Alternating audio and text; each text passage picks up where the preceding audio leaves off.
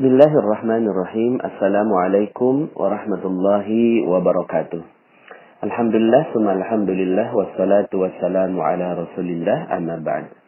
Alhamdulillah Bapak Ibu, bagaimana kabarnya semua hari ini? Semoga selalu dalam lindungan, keberkahan, kemuliaan, dan kejayaan dari Allah Subhanahu wa Ta'ala. Hari ini saya ingin menyampaikan materi tentang cara cepat mendapatkan anak, ya. Begini Bapak Ibu, anak itu sebenarnya adalah hak Allah Subhanahu wa Ta'ala, ya. Dia yang memberikan, dia yang mengambil, dia yang menetapkan lelaki atau menetapkan perempuan. Yahabu liman yasha'u inasa wa yahabu liman yasha'u dzukur. Jadi sebenarnya Allah Subhanahu wa Ta'ala ingin membuat kita mendapatkan ketenangan dalam urusan anak ini. Karena kenapa anak ini atau keturunan ya menjadi bahasan di dalam magnet rezeki? Karena ternyata ada banyak sekali yang merisaukan kehidupannya hanya karena nggak punya anak, gitu ya. Jadi hanya karena lama mendapatkan anak. Kalau Bapak Ibu ikuti materi-materi saya sebelumnya, dan ini sudah materi yang ke-20 ya. Jadi saya berharap sekali Bapak Ibu mengikuti materi-materi saya sebelumnya, kaitannya dengan paradox of candy, kemudian cicak jerapah, jendela buram, ya, kemudian tips jeruk nipis. Semua hal yang berkaitan dengan harta, ya, berkaitan dengan rezeki, ya, berupa harta maupun berupa anak, ya, itu terkadang membuat kita malah menjauhkan diri kita dari Allah Subhanahu wa Ta'ala. Karena kita yang menetesi seluruh tubuh kita dengan jeruk nipis, nggak terima dengan ketidakmampuan kita, ketidaksempurnaan kita, padahal Allah Subhanahu wa Ta'ala tetapkan bayi jerapah, ya, lahir langsung ditendang, ditendang lagi, naik lagi, ditendang lagi. Ini adalah Allah Subhanahu wa Ta'ala ingin menetapkan bahwa kita terima dengan apapun ketetapan Allah Subhanahu wa Ta'ala. Nah, maka saya memasukkan urusan anak ini menjadi bagian dari yang membuat kita resah, gelisah, sama seperti punya hutang, punya piutang. Makanya kenapa itu juga harus diselesaikan. Agar apa? Agar harta kita terbaik, harta kita terbesar, harta kita teragung, yaitu ketenangan batin, itu tidak hilang dari diri kita. Ya, ada banyak sekali orang di luar sana yang nggak punya anak, lalu kemudian gelisah. Hey, anak itu kan urusannya Allah. Kita nggak punya hak apapun. Ya, kita nggak punya hak apapun, kita tidak bisa meminta apapun kepada Allah Subhanahu wa Ta'ala terhadap urusan rezekinya. Dia yang memberikannya. Cuma memang gitu ya, Allah berikan kesempatan kepada kita untuk berharap, ya. Tapi bukan dengan menuntut Allah Subhanahu wa Ta'ala agar kita memiliki anak. Jadi clearkan dulu di sini, ya. Bagi Anda yang ingin memiliki anak gitu ya, clearkan dulu di sini bahwa ini bukan sedikit pun hak kita, ya. Bahkan sungguh ajaib sekali channel ini, ya. Sebelum saya sampaikan materi tentang cara cepat punya anak, ada yang sudah bertestimoni. Jadi testimoninya sebelum materinya disampaikan, ya. Ternyata ketika beliau menjalankan, ya, materi-materi sebelumnya, subhanallah, malah positif hamil gitu ya. Kenapa? Karena kegelisahan, kegalauan, kekhawatiran gak punya anak dan lama punya anak ini adalah salah satu sebab kenapa akhirnya Allah juga tahan, ya. Allah tahan kita untuk tidak mendapatkan anak, ya. Jadi sifatnya mirip dengan rezeki-rezeki yang lain, ya. Yang penting sebenarnya bukan anaknya, ya. Yang penting adalah apakah Anda batinnya tenang, Anda bisa gitu ya menghancurkan perisai rezeki Anda, ya. Lalu kemudian melakukan prosesnya dengan proses-proses yang baik gitu ya. Jadi kalaupun memang ditakdirkan Anda punya anak, itu baik gitu. itu baik, sangat baik. Nanti akan ada materi tersendiri tentang mensyukuri kehadiran anak gitu ya. Tapi kalaupun Anda tidak diberikan anak, itu pun baik, ya. Karena urusan orang yang beriman itu semuanya baik, ya. Jadi tinggal bagaimana kita melakukan semua prosesnya itu dengan sebaik-baiknya. Nah, Allah ingin kita berkaca dengan beberapa kisah di dalam Al-Quran. Ya. Di dalam Al-Quran yang tersebar itu banyak sekali kisahnya tentang Nabi Zakaria. Ya. Nabi Zakaria. Dan uniknya, ya, kisah tentang Nabi Zakaria yang memiliki anak ini dihubungkan dengan rezeki, ya. Yuk kita sama-sama bahas. Dalam surat Ali Imran ayat 37, Allah Subhanahu wa taala berfirman, "Fataqabbalaha rabbuha biqabulin hasani wa anbataha nabatan hasana wa kaffalaha Zakaria." Ya. Maka Tuhannya menerimanya sebagai nazar dengan penerimaan yang baik dan mendidiknya dengan pendidikan yang baik, dan Allah menjadikan Zakaria sebagai pemelihara bagi Maryam. Ya, ini dalam keluarganya Ali Imran. Ya, jadi Zakaria yang diperkenankan untuk merawat Maryam ketika itu ada undian dan seterusnya. Nah, uniknya adalah Maryam ini adalah wanita yang suci dan ajaib, ya, suci dan ajaib, ya, makanya sangat-sangat mulia Siti Maryam ini di sisi Allah Subhanahu wa taala. Ya, salah satu kemuliaannya adalah kullama dakhala 'alaiha Zakaria al-mihrab wajada 'indaha rizqa. Ya, setiap Zakaria masuk untuk menemui Maryam di mihrab, ia dapati makanan di sisinya, ya. Nah, makanya saya sering menghubungkan antara mihrab dengan rezeki, antara ketenangan batin dengan rezeki, ya, antara kedekatan dengan Allah dengan rezeki, dan batas antara rezeki kita dengan diri kita adalah penghalangnya kita dengan dosa-dosa kita. Dosa-dosa kita itu apa? Yang nggak tenang itu. Sama dengan urusan memiliki anak, kalau kita nggak tenang, itulah perisai kita, gitu ya. Nah, kemudian kata Maryam, kata Zakaria, qala ya Maryamu, anna laki hadha? Qalat huwa min indillah. Ya. Ketika ditanya, ya Maryam, dari mana kamu memperoleh makanan ini? Kata Maryam, huwa min indillah. Ini semua datang dari sisi Allah Subhanahu wa taala. Innallaha yarzuqu man yasha'u bighairi hisab. Sesungguhnya Allah memberi rezeki kepada siapa yang dikehendakinya tanpa hisab. Nah, dengan pelajaran ini, Nabi Zakaria akhirnya bisa memahami, oh ternyata untuk dapat rezeki itu begitu, gitu kan. Untuk dapat rezeki itu masuk mihrab, begitu. Untuk dapat rezeki masuk mihrab. Materi saya dari nomor 1 sampai 19 berusaha untuk kita masuk ke dalam mihrab. Mihrab itu apa? Tempat sujud. Sujud apa? Sujudnya di dalam hati kita.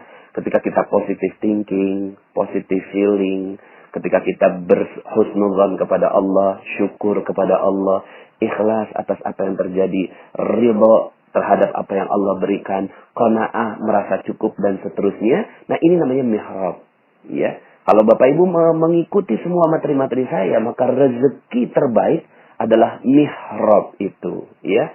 Mihrab itu apa? Ya, ketenangan batin. Ya. Maka hunalika da'a Zakaria rabbah.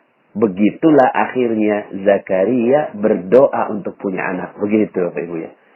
Jadi subhanallah, di sanalah Zakaria akhirnya berdoa kepada Tuhannya. Nah, kalau tadi Maryam itu rezekinya makanan, maka Zakaria ingin meminta rezeki berupa anak. Apa doanya? Nah, ini juga Anda bisa jadikan ini sebagai doa ya. Qala rabbi habli min ladunka dzurriyyatan thayyibah innaka sami'ud du'a. Ya. Saya ulangi, rabbi habli min ladunka dzurriyyatan thayyibah innaka sami'ud du'a. Sekali lagi. Rabbi habli min ladunka dzurriyyatan thayyibah innaka sami'ud du'a. Ya Rabbku, berilah aku dari sisi Engkau seorang anak yang baik. Sesungguhnya Engkau maha pendengar doa. Nah, Bapak Ibu, tapi mari kita lihat sama-sama alurnya. Alurnya yang pertama, kisah Maryam dulu mendapatkan rezeki. Yang kedua, Zakaria belajar dari kisah Maryam mendapatkan rezeki. Yang ketiga, Zakaria melakukan proses mihrab itu, yaitu ketenangan batin, ya. Seperti yang saya lakukan kepada Bapak Ibu semua, tenang, cool, santai aja gitu ya. Dapatkan ketenangan batin itu. Baru kemudian setelah proses itu berjalan, langkah keempat, berdoa. Ya. Jadi tetap berdoanya dilakukan di ujung ketika batin kita udah, ya udah, ya Allah, kalau memang ini rezeki aku, emang punya anak, alhamdulillah. Enggak apa-apa. Tapi kalau Rabbi habli Rabbi habli min ladunka dzurriyyah. Ya Allah, berikanlah kepadaku anak yang baik, ya. Innaka sami'ud du'a. Sesungguhnya Engkau maha penerima, maha pendengar doa. Baru kemudian langkah kelima nih, ya. Siapa yang mengabarkan? Malaikat. Fanadatul malaika wa huwa qa'imun yusalli fil mihrab. Nah, sekali lagi, yusalli fil mihrab, dia tetap berada di dalam mihrabnya. Kemudian malaikat Jibril memanggil Zakaria sedangkan ia tengah berdiri melakukan sholat di mihrab. Artinya, keadaan untuk terus berada dalam ketenangan batin, dalam kedekatan dengan Allah, dalam husnuzan kepada Allah, itu terus dilakukan. Baru kemudian malaikat datang saat Nabi Zakaria juga sedang melakukan proses pemurnian itu. Baru kemudian, ya, akhirnya, ya, malaikat Jibril mengatakan, Annallaha yubashiruka biyahya musaddiqan bi kalimatin minallah wa sayyidan wa hasuran wa nabiyyan minas salihin. Subhanallah. Sesungguhnya Allah menggembirakan kamu dengan kelahiran Yahya, ya, alaihi salam, yang membenarkan kalimat yang datang dari Allah, menjadi ikutan, menahan diri dari hawa nafsu, dan seorang nabi yang termasuk keturunan orang-orang yang soleh. Nah, Bapak Ibu, akhirnya doanya Nabi Zakaria itu dikabulkan oleh Allah Subhanahu wa Ta'ala, ya. Nabi Zakaria akhirnya dikabulkan oleh Allah doanya, ya. Kenapa itu dikabulkan doanya? Bagaimana prosesnya? Itu tadi, gitu kan? Prosesnya ketika beliau tenang. Nah, kalau dalam materi sebelumnya saya katakan bahwa doa kita untuk dapat rezeki itu khairur razikin, ya, Bapak Ibu, ya. Khairur razikin. Nah, uniknya untuk anak, ya, kita juga mendoakan dengan format yang mirip, yaitu khairul warisin. Yuk sama-sama, ya, bagi Anda yang mau benar-benar memiliki anak, bisa bacakan doa ini, ya. Ini dalam surat Al-Anbiya ayat 89, ya. Wa Zakaria iznada rabbah, ya. Nih doanya, Rabbi la tazarni fardan wa anta khairul warisin. Rabbi la tazarni fardan wa anta khairul warisin. Ya Tuhanku, janganlah Engkau membiarkan aku hidup seorang diri, ya. Janganlah Engkau membiarkan aku hidup seorang diri. Minta sama Allah. Sekali lagi, proses memintanya, ini meminta di tahap yang keempat, ya. 1, 2, 3-nya silakan dilalui, ya. Dan mudah-mudahan proses ini Anda bisa lakukan, dan mudah-mudahan setelah ini Anda juga dimudahkan oleh Allah untuk memiliki seorang anak, ya. Rabbi la tazarni fardan wa anta khairul warisin. Ya Tuhanku, janganlah Engkau membiarkan aku hidup seorang diri, dan Engkaulah waris yang paling baik, pemberi waris yang paling baik. Nah, Bapak Ibu yang dirahmati Allah Subhanahu wa Ta'ala, dalam ayat lain, dalam surat As-Saffat ayat 100, ini juga adalah contoh doanya untuk mendapatkan anak, ya. Dan ini doanya Nabi Ibrahim alaihissalam, ya. Apa doanya? Rabbi habli minas salihin. Rabbi habli minas salihin. Ya Tuhanku, anugerahkanlah kepadaku seorang anak yang termasuk orang-orang yang saleh. Ya, Rabbi habli minas salihin. Nah, Bapak Ibu, ya, jika proses ini betul-betul dijalankan dengan baik, ya, jika proses ini dijalankan dengan baik, Allah ridho. Allah senang sekali melihat, ya. Allah senang sekali melihat hamba yang berharap kepadanya. Tapi berharapnya itu bukan dengan kegelisahan, bukan dengan ditetes dengan jeruk nipis, gitu kan? Bukan dengan tidak terima karena dijatuhkan oleh Allah, ya. Bukannya dia dalam keadaan yang menjauh dari Allah, tidak berada di dalam tempat sujud, gitu kan? Tidak berada di dalam mihrab, bukan. Tapi kalau Anda betul-betul ingin mendapatkan anak yang soleh, yang benar, karena anak ini bukan cuma sekedar hasil dari pertemuan biologis ya Bapak Ibu ya, tapi anak ini adalah karunia dari Allah Subhanahu wa taala. Karena ya ajaib gitu ya. Profesor mana yang bisa membuat penelitian di dalam sebuah ruang gelap? Enggak ada. Profesor mana di seluruh dunia enggak ada yang bisa membuat percobaan di ruang yang gelap, ya. Satu. Apalagi ruangnya sempit gitu. Ruangnya sempit. Ya. Kalau ruangnya agak lebar, gelap, mungkin masih ada sedikit kemungkinan. Tapi kalau seandainya ruangnya sangat-sangat sempit dan tidak ada ruang gitu ya. Lalu kemudian di situ ada kegelapan dan kemudian tercipta sebuah proses. Itu bukan lagi hasil ilmiah yang bisa difikirkan Bapak Ibu. Ini nggak bisa diilmiahkan. Oh pakai ini nggak bisa diilmiahkan. Itu keajaiban. Anak itu adalah keajaiban dari Allah Subhanahu wa taala. Maka betul-betul ya kita memintanya bukan kepada yang lain, tapi memintanya kepada Allah Subhanahu wa taala. Ya, jika seandainya Anda diberikan, maka bersyukur kepada Allah Subhanahu wa taala. Mudah-mudahan anaknya ini bisa menjadi khairul warisin, ya, menjadi sebaik-baik pewaris bagi kita. Kemudian kalau jika diberinya lama, maka bisa jadi Allah ingin agar kita berkarya berdua, ya. Berdua menikah lalu kemudian berkarya gitu ya. Belum punya anak ya sudah, coba karyakan. Ya, jadikan kesempatan ini untuk berkarya untuk anaknya orang lain, untuk orang lain, ya. Kemudian jaga terumbu karangnya. Jangan sampai akhirnya suami istri ini gitu ya, ketika nggak punya anak 5 tahun, 10 tahun, lalu kemudian sering cekcok satu sama lain, lalu kemudian suaminya juga udah nggak betah sama istrinya. Aduh, ini malah rusak terumbu karangnya. Jangan sampai akhirnya gara-gara nggak punya anak, terumbu karangnya malah rusak ya. Silakan Anda dengarkan audio saya terumbu karang.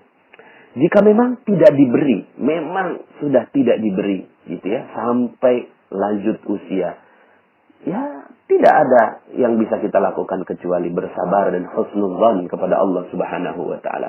Tidak sedikit pun kita keluar dari mihrab kita, tidak sedikit pun kita keluar dari prasangka baik kita kepada Allah Subhanahu wa taala. Apa prasangka baiknya? Ya, mungkin Allah ingin kita merawat anak-anak orang lain, gitu ya. Karena mungkin ada anak-anak orang lain di luar sana yang nggak bisa dirawat oleh orang tuanya sendiri. Mungkin bukan anak orang lain, tapi kita berkarya, memberikan karya terbaik untuk manusia-manusia yang notabene itu adalah anak-anak manusia juga, gitu ya. Mungkin kita akhirnya bekerja lebih keras, lebih maksimal, lebih keluar potensinya. Akhirnya karya-karya kita keluar gitu kan. Ada berapa banyak orang yang bisa membuat buku, menjadi guru, kemudian memberikan kontribusi buat bangsa. Itu adalah bagian dari ya kesyukuran. Ya. Tetap dia husnudzan dan bersyukur kepada Allah Subhanahu wa taala. Yang jelas nggak punya anak bukan berarti kiamat buat kehidupan rumah tangga. Sama sekali bukan, gitu ya. Seorang suami ketika istrinya tidak punya anak, gitu ya, maka dia harus tetap memuliakan istrinya. Karena walau bagaimanapun kita sudah bersumpah janji di hadapan Allah dengan akad nikah itu kuat sekali mitsaqan ghalidha.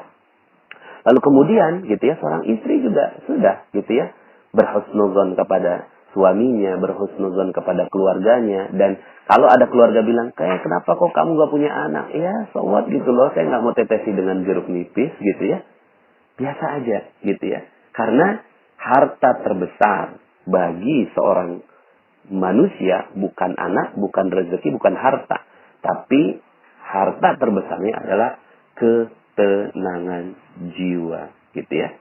Nah, Bapak Ibu, ya, tadi saya sudah sampaikan berdoa. Nah, kemudian amalan-amalan yang bisa kita lakukan untuk mempercepatnya selain itu juga adalah setiap ada kelahiran orang lain didoakan. Dan doakan dengan tulus gitu ya. Mendoakan dengan tulus. Setiap ada kelahiran, kemudian doakan dengan tulus, datang ke rumah sakit, doakan orang lain, muliakan orang lain, berikan hadiah, dan seterusnya. Kemudian yang kedua, setiap bertemu anak, sayangi dan muliakan anak siapapun dia.